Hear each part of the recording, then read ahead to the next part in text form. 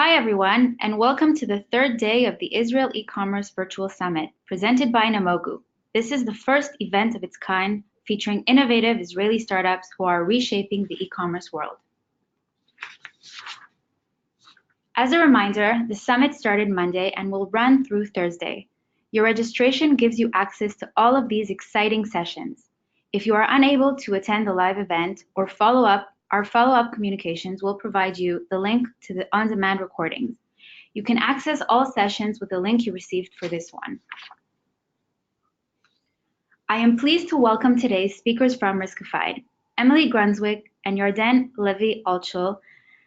Emilie and Yarden bring their professional experience of leveraging data to better understand what shoppers are looking for and protect their journey to purchase. But before I hand the mic, let's quickly cover some housekeeping items. Although all phone lines have been muted, we do encourage you to ask questions. If you have a question for our speaker, please feel free to type in the Ask a Question tab at the bottom of your control panel. We'll be answering questions at the end of the session, but if we don't get to your question during the session, we will be sure to follow up afterwards.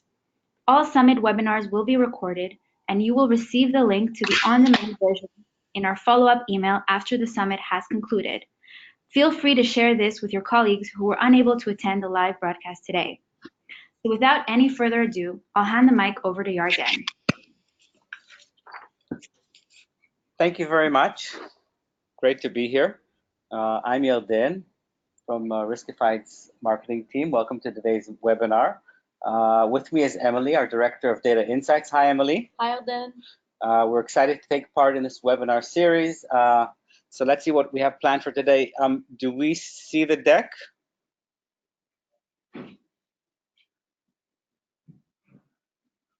Judith? There we go. Is it? Yeah, okay. Great. So we're going to talk about protecting your brand and your revenue, and we're going to talk specifically about fraud rings, but let's go on. Encountering some difficulties here.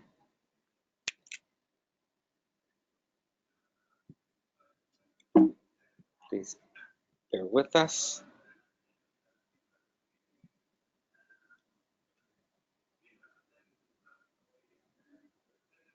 If we can bring it to the first slide again.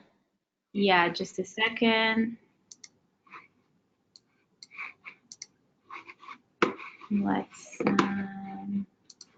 yeah, just a second. Okay, there we go. Thank you very much. Okay, so we'll move to the next slide. And there you can see us.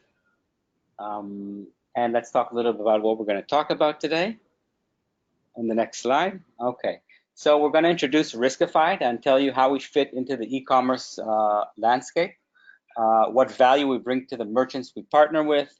We're going to share some thoughts on what fraud looks like today and what threatens to undermine merchant online efforts.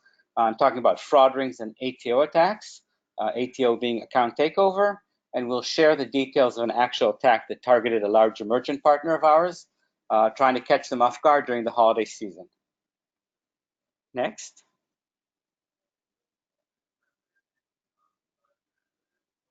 Okay, but before we talk about that, let's talk about Riskified. We're an AI platform that merchants leverage to optimize the shopping journey, especially areas that are prone to drop-off or poor conversions or false declines or fraud. We got our start in 2012 with the chargeback guarantee solution to protect online merchants from checkout fraud. But since we've gathered a lot of data, we've been able to identify safe and risky shopping trends and found ways to direct this expertise to really help other challenges along the journey to checkout. So we've expanded our product range and we're making it everything faster, smoother, and driving revenue and loyalty, with our main mission being to help merchants sell more safely. And that's what we do. At the base of all this is a technological platform that we develop in-house that can, at the end of the day, determine who is really behind each and every online order and where they're coming in from. Okay, so let's go on to the next slide. So we work with online merchants from around the globe, across verticals and industry. We have a good vantage point of e-commerce in general. and fraud in particular.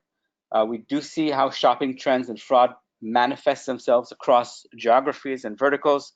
So let's start talking about the first big problem e-commerce merchants face, and that's conversion rates. Let's talk about some of the industry's pain points, if we can, in the next slide. Great. So obviously, it'll come as no surprise that e-commerce is a very bumpy journey.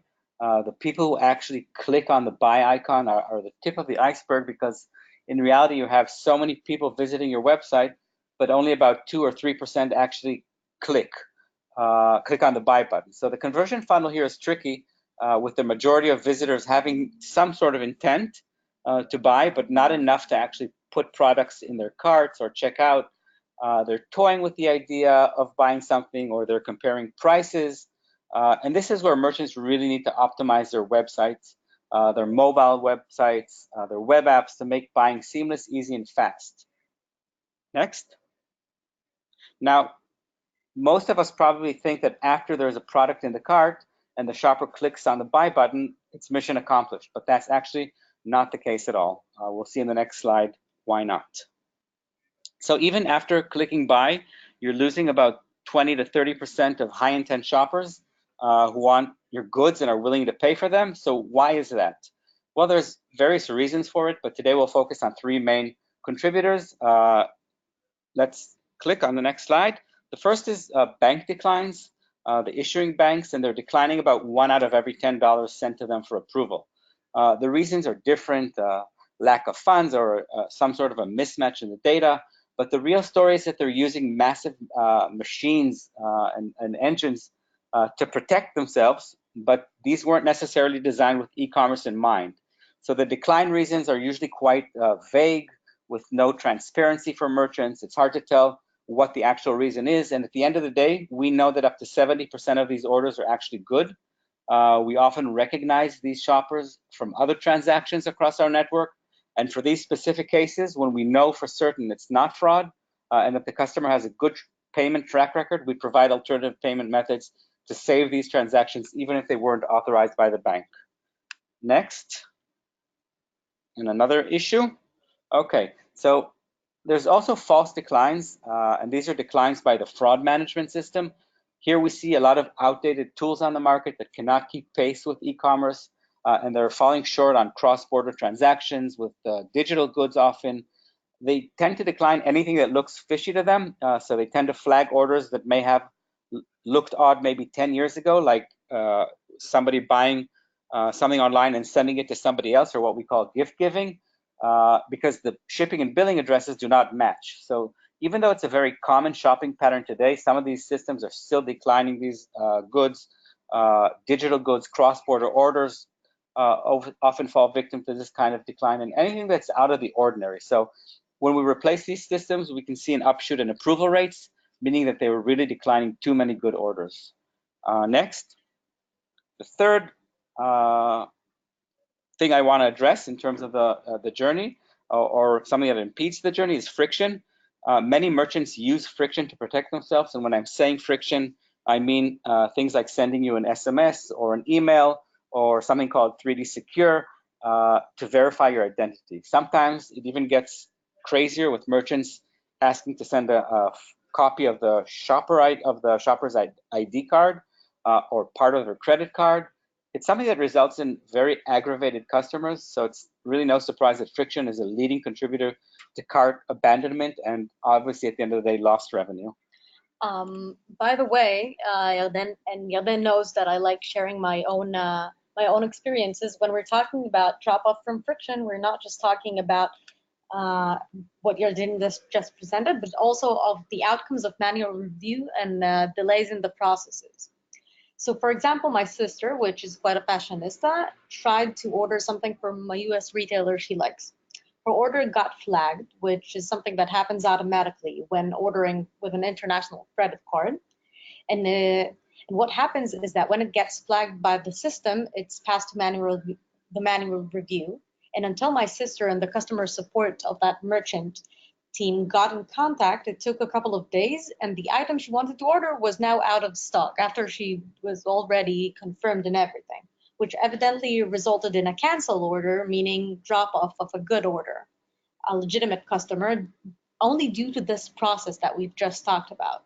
And well, my sister isn't the only one that encountered this issue, right? Right. Everybody wants everything today fast and immediately. Emilie, I'll add to that. As a seasoned risk analyst, what can you tell us about all of these shoppers who the merchants or the banks are declining? So I think what we're seeing here in this graph that is presented now is what we like calling, I don't know if like is the right word, but we are calling the fear of fraud effect. While roughly 30% of these orders are declined due to actual fraudulent orders, and we do have a lot of fraud, 70% of those declined orders are actually declined just due to the fear of fraud, meaning merchants are actually saying no to good customers wanting to buy, and this is worth at least two and a half times the fraud that they actually encounter, even more than that, just talking about the percentage here. So this happens due to many things, but basically because fraud is sophisticated and is a very big unknown. And we'll try to open this up a bit now and talk about what CNP, card not present fraud, actually looks like. Okay. So let's see the next slide. And if I can summarize, it's an arduous journey to checkout. And then even after checkout, some merchants aren't delivering a very optimized service and they're experiencing 20 to 30% drop off. So let's continue. Talk about types of fraud. There are various types that merchants need to address as they, the previous slide, please, Judith. Different types of fraud that merchants need to address when they review orders. There are marketing fraud schemes that are after your loyalty points or taking advantage of promotions. There are seller fraud in marketplaces where the fraud is executed by the seller, not the buyer. But the fraud that we deal with here at Riskified is what we call CNP fraud, or card not present fraud, which basically means that people are using stolen credit cards and details to buy stuff online. The liability for this, even if the transaction is approved by the issuing bank, always falls on the merchant. And if they approve a fraudulent order, they not only lose the goods or the products that they ship, they also have to reimburse the legitimate credit card holder whose details were stolen. So with that in mind, let's talk about the evolution of fraud, because fraud, just like e-commerce, constantly evolves. Let's look at a timeline in the next slide, and Emilie will run us through this. So as we saw and said, fraud is frightening, and rightfully so. It's a very complex issue that is ever evolving. And like in life, the first step in order to successfully deal with fears and not just paying for the fear of fraud is to get to know them and understand what's happening. So a quick fraud 101 session for background. A fraudster to commit actually successful fraud needs three basic needs. One is to obtain the payment details, right? He needs a credit card to pay with. The second thing is some kind of method of impersonating the legit customer identity. If he actually wants the order to go through the system, right? He needs to look like the customer. And the third thing is, of course, the way to obtain the goods or to cash out of this. Because if he's not getting the goods, so this is not worth anything. Now, if we look at the fraud timeline, we can make sure that we're all on the same page in the terms of what fraud looked like 5 years ago or 6 years ago and what it looks like today. In general, what we are seeing and what we will be seeing towards this slide is the development of fraud in two ways, from amateur to professional fraud and from individual fraud to more organized and cutting-edge technological organized fraud rings. In 2012, which is the beginning of fraud, we've seen the basic, more amateur fraud, a lot of self-consuming, but not only. Fraudsters using proxies to make small purchases and prove the validity of the credit cards they're using. Basic shipping methods to obtain the goods, like reshipper or trying to call and reroute the order after we got some kind of confirmation for it. Click, please. In 2015, we can see the first technological development, which is open ports used to take over devices. Now, you might know this from a very known social engineering scam. I'll quote, people were calling a lot of senior citizens and saying on phone, "Hi, I'm from XYZ support. Can I get your login credentials so I can remotely take over your device and help you?" So they were impersonating this tech support guy and getting access to legitimate person's computer, impersonating them, getting their details, and so on. This was a scam. And then they're just shipping it to somewhere else. Exactly. But this was still something very individual, right? You need to do it on an individual level. It's not very organized. So what happened, click please, is that in 2017, we've started seeing the scaling efforts of the fraudsters. They are now more organized. They're sharing their knowledge over the dark web and other places and working in groups. We started seeing more sophisticated methods of obtaining the goods and the redemption of them with the phone hacking, a lot of SMS swaps, shipping mules, which is a more sophisticated way of reshipping. And the entire fraud operation is now getting a lot of investment in the technology of it, what we call the fraud tech. Click, please. In 2018 and 19, we can see the results of the investment in technology along with the organizations. And now we're not seeing only one fraudster doing something very technological, but a full-blown automation process of fraud, account takeovers, using high-tech technology like bots and undetectable proxies, very sophisticated proxies. Fraudsters are now also well educated in the fraud market, and they know how fraud systems work and think. And they're focusing on overcoming the stale rules of it. We are also seeing in 2019 the start of what we call the cyber fraud area. And just to bear in mind, this is the development of the fraud. Fraud methods are not replacing each other. They're stacking up and making them better and better all the time. Next slide, please. Okay, so let's sidetrack a bit and talk about how does fraud actually impact the shopper? We know how it impacts merchants. How does it impact the shopper? So we've talked about the fear of fraud, right? We talked about the chargebacks. We talked about the revenue lost to the fear of fraud, and that's a very clear bottom line effect. Now we'll talk a bit about the effect on your brand, right? That's another aspect, which results in less customers even considering buying at your shop. So from our latest customer survey that we did recently, we saw very interesting results. The first one I'd like to share is the fact that 95% of customers share their bad experiences with others in different and various ways. I think all of us know that we talk about it with our friends and dinners, and we also share it in social media. Also, almost 30% of shoppers who experienced credit card fraud blame the merchant that approved the fraudulent transaction. Now let's combine this with the fact that they're sharing this kind of act. And more alarmingly, 49% of customers reported that they do not return to an online retailer after a fraud incident has taken place. So adding this to the customer network effect that we're talking about, especially in our digital and social media world, everything here is even getting greater. Can you please move to the next slide? So let's look a bit about what legitimate customers say when they have been falsely declined. It's not even fraud, it's falsely declined, which is something that happens more. This means that it's not just a direct customer that won't return, it's their entire social network that may lose trust in the merchant. So to sum this up, fraud and fraud rings and account takeovers impact the merchant's bottom line due to the undetected fraud and the chargeback, which is the money that the merchant has already lost. It also costs in your fear of fraud and the over-declining.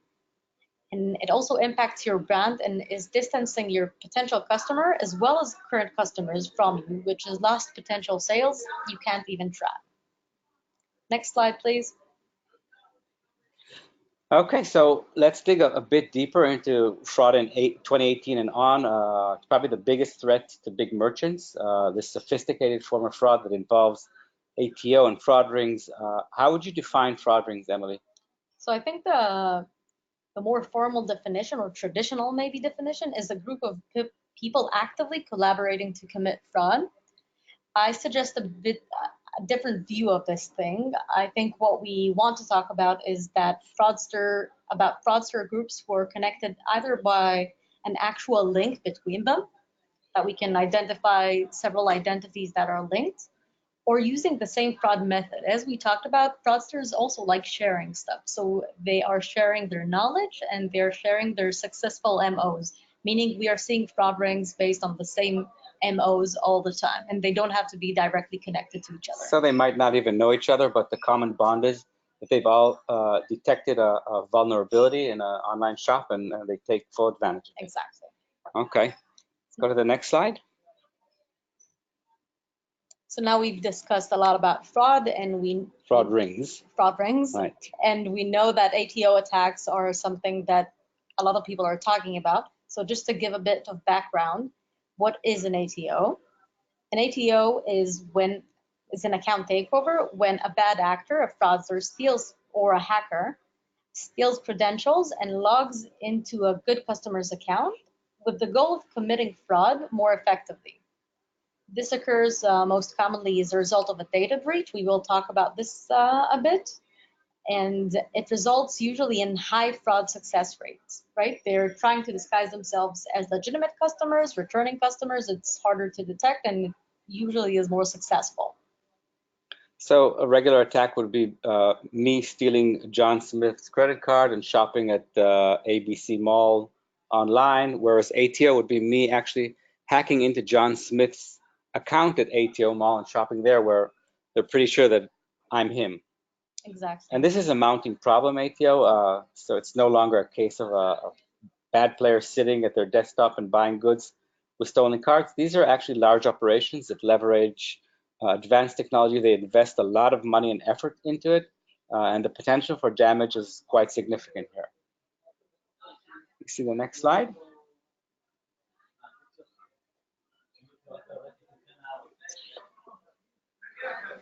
So the biggest problem that ATO attacks lead to are chargebacks, and that's when the legitimate cardholder says, I didn't buy that, and they get their money back.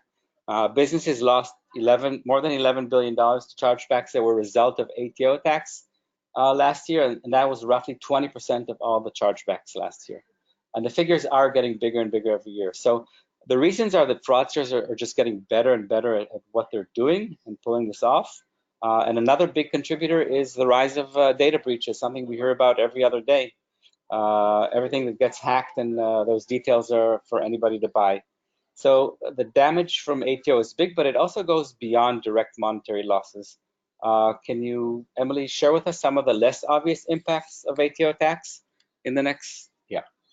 So we saw the chargeback costs. We talked about the fear of fraud effect. But being the victim of a big or small ATO attack has PR, brand implication, and can be even a operations and support nightmare. It starts with the PR around the data breach, which is obviously not something you want. Then it costs in the handling, a lot of handling around this. ATO victims spend average amount of 15 hours resolving fraud. They need to change their account password. You sometimes need to issue to cancel their stored account. A lot of issues around this, and this is a lot of time for them, and also a lot of time for you and money to support all of these issues. They also tend to blame the merchant for this, so they will publish this on social media, which is again not very good for your brand or marketing efforts. And to top all of this, the ATO case is very problematic in one thing. It's targeting your VIP customers, right? It's not targeting a new customer, it's targeting a current customer, your current loyal customers, which have registered to your shop. They have a lot of intent. They are invested with your brand. They are the influencers, you might call them, and you're relying upon them. And these are the ones that get hurt because these are the accounts that they can take over when the fraud occurs. So one stat to think about is the fact that 55 of them after an ATO attack won't come back. 55% of your best customers, more than the 49 that we've seen before. And one reason for this, just to have that in mind, is the exposure that they are feeling. In an ATO, they are experiencing not just a stolen credit card, which is quite a lot by itself, but also a lot of personal details that you might have in them stored there. Mm-hmm. So this is a lack of trust. Okay, let's see the next slide. So a bit before, we'll share with you the case study of a notorious ATO fraud ring. We want to address the preliminary question of how did the fraudster even get your data? We talked about it a bit briefly, saying the words data breaches. So there are two players in the ATO game. We have the hackers, which hack into the relevant data sources and what we know as the data breaches. They could be more personal, small-scale ones, like those phishing emails you might get from time to time, or they can be the large-scale hacking to companies such as Equifax and Yahoo from the past years, or a couple of others that you can probably read about, one or two big ones every week now. And now the hacker has an enormous amount of credentials, but they usually aren't the ones that are eventually committing the fraud. They're very professional in the fraud field. They have different positions. So what they do is starting to sell those credentials in the dark web. And they sell it based on the merchant account that they can access. And these account credentials cost just a few bucks. Wow. For anybody to buy. Let's see the next slide. Now let's talk a bit about the fraudster. Once the fraudster has the credential, it's time for the attack. There are three main ATO methods of operation for how they steal goods and how they use this account to steal goods. The first one is to use the stored payment option. It could be PayPal, it could be saved card that is saved on site, depends on your measures usually.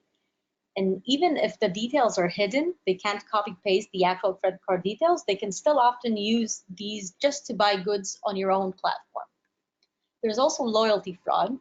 For instance, using the frequent flyer miles or stored credit from a return or everything that you're giving your returning customer. And they're using those points to make a purchase. And the other known MO is what we call mismatched ATO, which is when someone buys stolen credit card details on the dark web and uses them as a payment option. We call this mismatched because you're using a card with a different name than the account holder. Even though this might sound like a red flag for you, remember that these are returning customers, and as a legit returning customer, we change our credit cards from time to time, and we're good customers, so they make it easy for us. Making it easy for your shoppers is also making it easier for your fraudsters. Wow. So we found that these attacks actually have a really high rate of success, which is also exactly what we will see in the next case study. Okay, moving on. So now that we've got the background down, let's take a close look at what was happening during an attack that took place last year during the holiday season. Let's move to the next slide.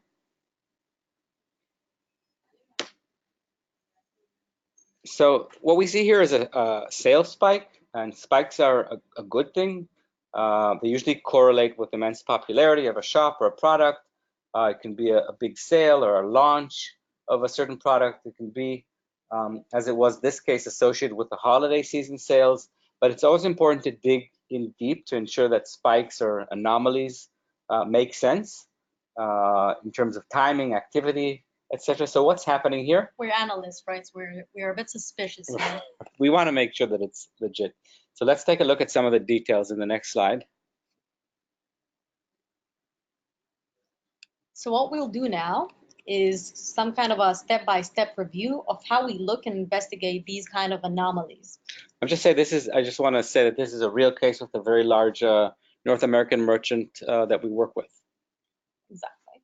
So we are trying to understand, as Yarden said, whether this is a good anomaly, which is a sales spike or a successful marketing effort, or an organized fraud attack. Now we will start with our first glance. We'll first of all review the things that we saw, like the basic details we enter while buying the product, the address we input, the emails, right? Everything that you put in when you're buying something. So we can see a spike in sales showing more than 100,000 orders with common traits, which also match the holiday season behavior, and we'll just go one by one. The products that were sold were mostly cosmetics and handbags, which are very popular gifts people buy in this season, either for themselves or as amazing gifts for others. A lot of sales around those products usually. We also saw that they were shipped, those orders, across the entire United States, not focused on a specific region, right? We sometimes think that fraud is based on a region. That's what we said, fraud rings are connected in some way. So there's a tendency to think that they will be located in a specific region. But here we saw that nothing was suspicious. They were sending everything around the entire US, which makes sense in the holiday season. It's a countrywide, probably a worldwide season. This is a bit tricky. All orders were with the billing addresses matching the shipping addresses and with no positive AVS, which is a common behavior in the holiday gift giving season, and I'll explain. It's related to a mandatory requirement in many e-commerce websites. A lot of times you have on your e-commerce platform, even as a base, a billing and shipping match criteria that flags mismatches and creates a lot of friction for orders with these kind of mismatches, like we talked about, right? The friction, calling you in, asking for other stuff. So customers, usually loyal customer, educated customers that already know that this exists, and they want to send the order as a gift, tend to overcome this situation by putting the recipient address in both billing and shipping. And then they overcome this kind of stale method. This helps with the address rule. That makes it go quicker, but it also tends to create some kind of increase in the non-positive AVS result, which is the address verification of your credit card and your billing details. It's not very suspicious. It's extremely common in the holiday season. And all the orders were also coming in with customer email accounts with good history. So a lot of customers we already know. So they all look like familiar customers. Sending gifts to their friends around the States. Okay. So nothing to suspect, no suspectful link, probably just popularity, right? Let's see. Let's see the next slide. So far, so good? So far, so good. But let's take a second look. We've identified that all orders are mobile, either by mobile web or the mobile application, and that all the payments for these orders were with a stored issued card. It's like a stored credit. So now this still looks quite okay, not extremely suspicious. But we also saw something else. But just for a second here, in our second glance, I'll take the fraud prevention system point of view. Like, how could your system think? Meaning, I'll try to explain how these common traits affect your fraud system abilities of thinking. Regarding the mobile issue, while desktop IPs are usually regarded as the customer's digital address, a very unique one, we have our actual physical address, and this is like our computer digital address. In mobile IPs, the situation is quite different. I'm guessing most of you have browsed or even bought something online with your phone while on the go. So when you're on the go, the IP also changes based on where you're at or to which system your phone was closer or could connect, and so on. So this means that the IP is not a unique identifier of the user, which means two things for your fraud system. First of all, orders can't be linked accurately by IP, so no digital address linking here. And also makes it hard to connect between this order and the usual customer IP. So we know they're returning customers, but we can't really connect them and check whether they have browsed with this IP before, because it's irrelevant when you're with mobile. So you're more lenient when you're checking this. So most fraud system would not use this even as a link between all the orders, so no link. Regarding the store's issued credit card, it's usually considered safer by merchant, and also meaning they might not even review by the bank or not even have the bank authorization situation. And it also means that we can't connect it by the credit card because we're not seeing the same credit card again and again. And this also explains the no positive AVS result we've seen before, because these kind of cards are usually not associated with any kind of billing address. So while we did find two more common traits, the legacy fraud system is still seeing more than 100,000 orders, different orders with no suspectful link. Now to the third point, and here it starts to be a bit dodgy. All the orders were entered with randomized characters that makes it hard for rigged systems to identify the link. For example, adding random letter line in the address or a hashtag with a number.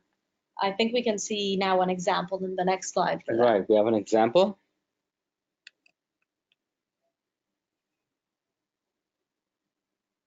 So in this order example, we see what we call address stuffing. They're adding characters here and there. The use of both address lines when we usually use only one. What does this do to a fraud review system, Emily? So from a fraud system point of view, this throws off the system. You have hundreds of different addresses, right? It's a string in a way where the variance is small, but in terms of the most automatic fraud review system, while it's small, it's not connected to each other. It's just not the same. So they cannot link these addresses, and they appear different, legitimate or normal. So to sum this up, in a flat linking point of view, not a thoughtful one, it's harder to link all these orders to each other. So maybe they aren't linked. So for an old school system, you want to link the orders in order to detect a fraud ring, but in this case you can't because they've differentiated the device and the car. I mean, everything looks like it's different. Oh. But this is still a bit dodgy. Now that we have identified it, our maybe that's a point to make. Our linking system is not stale. It doesn't just look at one factor or one indicator.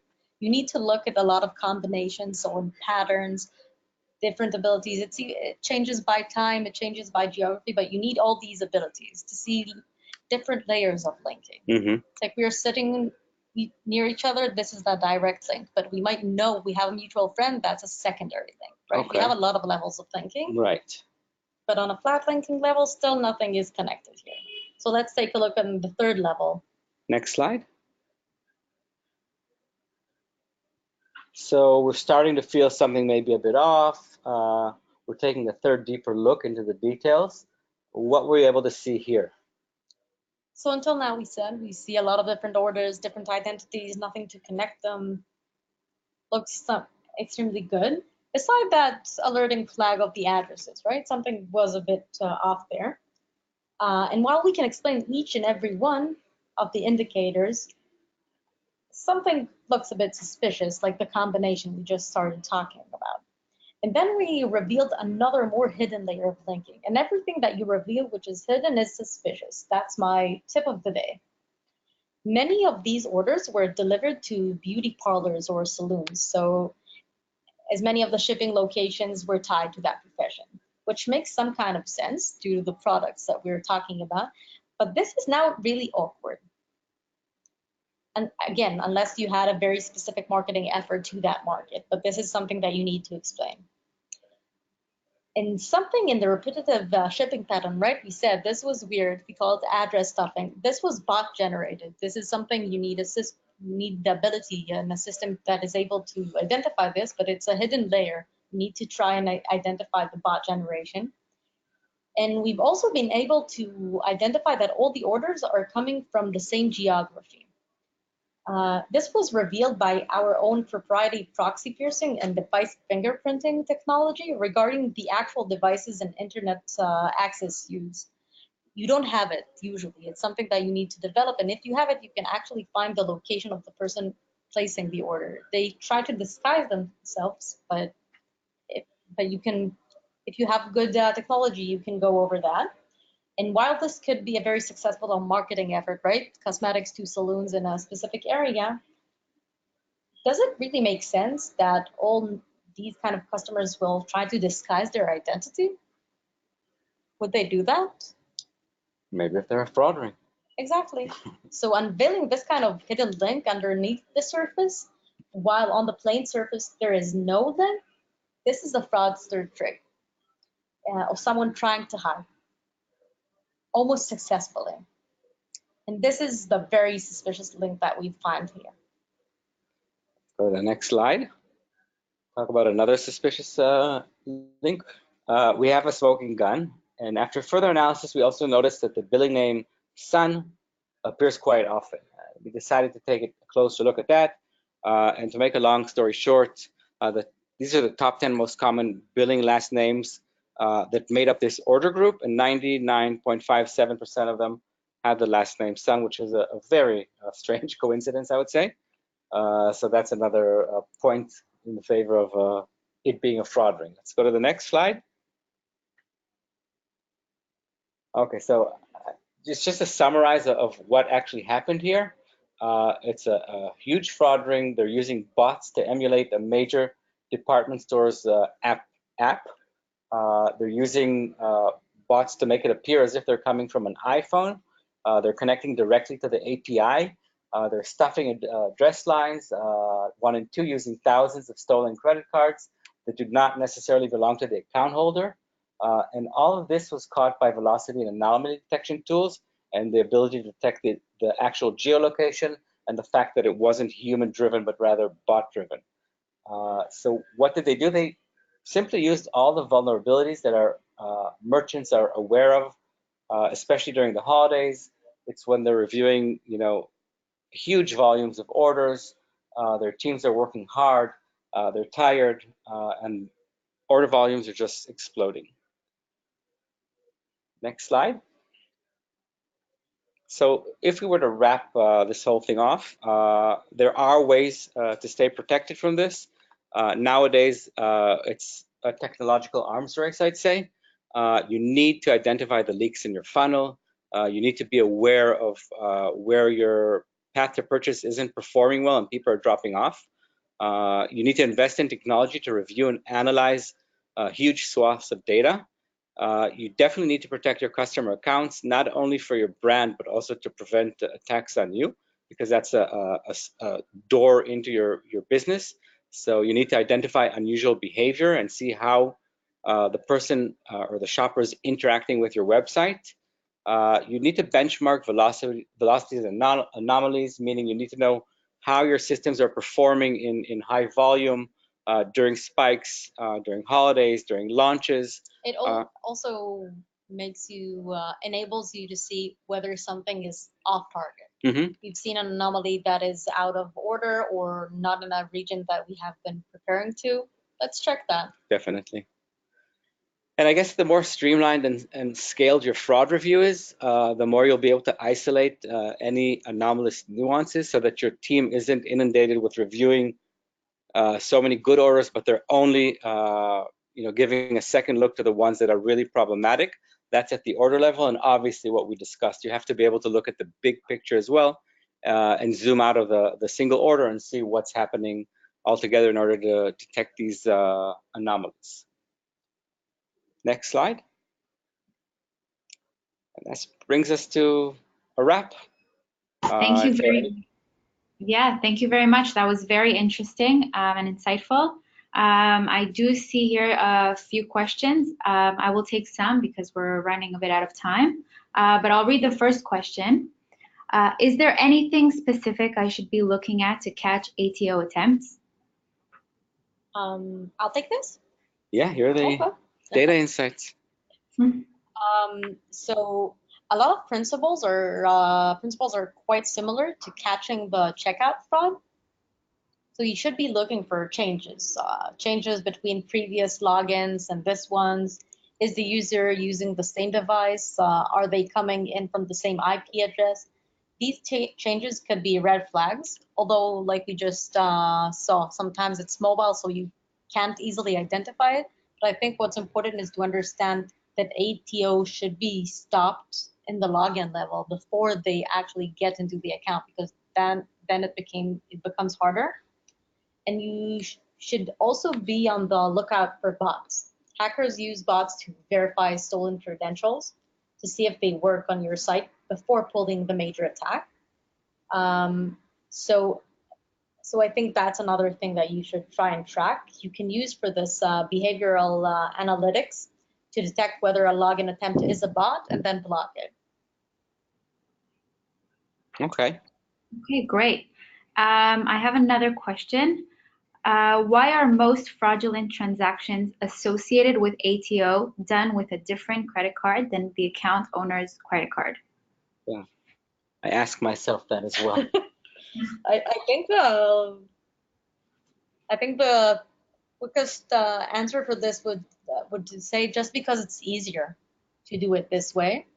If you steal someone's login credentials from some kind of data breach, it's really hard to find and locate their own credit credentials somewhere in the dark web, right? I breached Equifax, I got your credentials, I got your then credentials, but now I need to find their credit card. That is going to be extremely hard.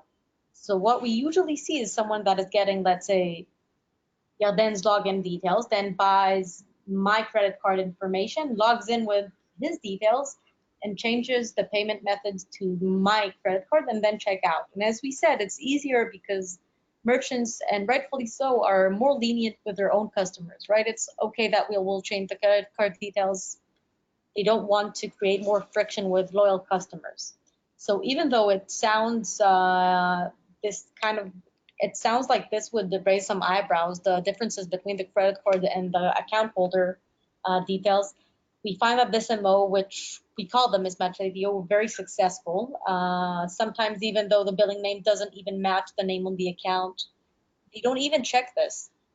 And I think that that's what's happening today, because fraudsters can get away with it, but it's probably the case that in 2 years, merchants will catch up, and it will be of benefit for fraudsters to buy the entire package of details, which includes the identity and the credit card and the email and the address, and that'll be the next generation of ATO. So why is ATO this is like an investment of the fraudsters and the hackers?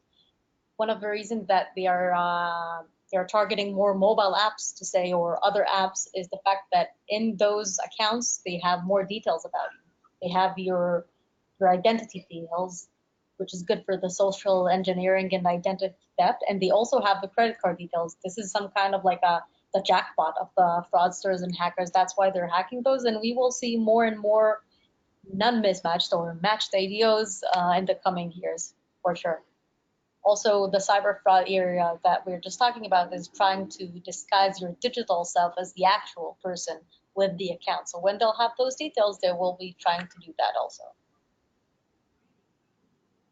Great. So I think that's all the time we have for today. So thank you again for a wonderful and informative presentation. As a reminder to everyone, the summit runs through tomorrow.